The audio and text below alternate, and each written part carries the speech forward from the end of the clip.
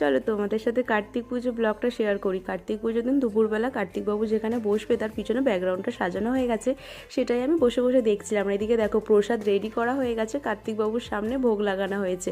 কার্তিকবাবুর পুজোর দিন কার্তিকবাবুকে এত মিষ্টি লাগছিলো, আমি তো বারবার বসে ওর দিকেই তাকিয়েছিলাম, চোখ ফেরাতে পারছিলাম না। আর এদিকে দেখো কার্তিক পুজো সারা রাত বাজি ফাটবে, এটা হলো আমার বাবার ইচ্ছা, যেমন ইচ্ছা তেমন কাজ।